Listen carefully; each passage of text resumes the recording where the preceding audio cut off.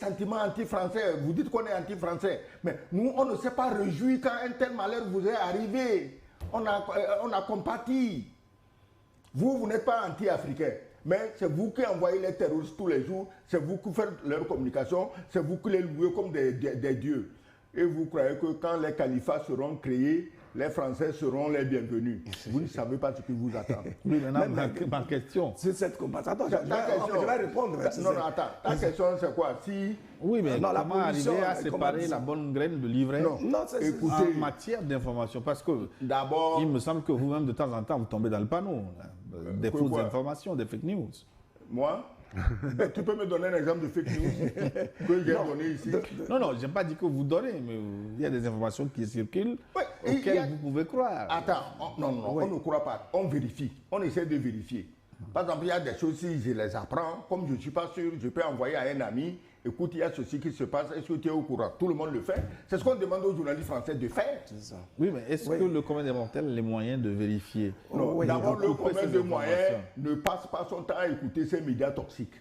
Ce n'est pas seulement les médias toxiques, ça circule beaucoup sur les réseaux sociaux. Écoutez, les réseaux sociaux, attends, il y a une armada d'intoxicateurs professionnels sur les réseaux sociaux qui a été recruté. Oui, justement, comment faire? Non, c'est très simple. C'est une question de bon sens. Oui.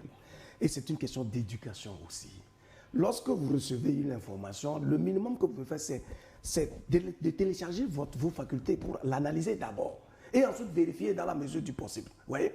Donc, cette campagne de... Oui, ce que je suis en train de dire.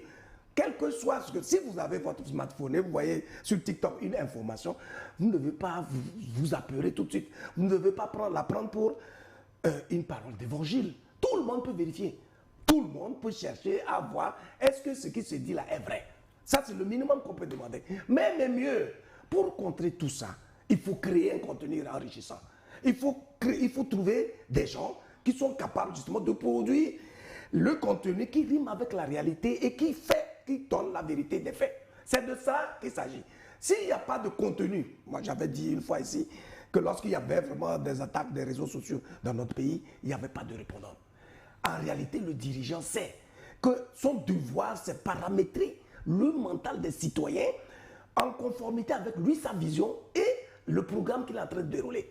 Il va le faire comment? S'il n'a pas en même temps des leviers à partir desquels il atteint le mental de ces citoyens-là. Donc, ça veut dire que oui, le dirigeant, une fois qu'il est conscient qu'on pollue l'esprit de ses citoyens, et cela peut désaxer justement le plan qu'il est en train de mettre en place, s'il lui appartient justement de mettre en place une stratégie qui permet justement de contrer tout cela, de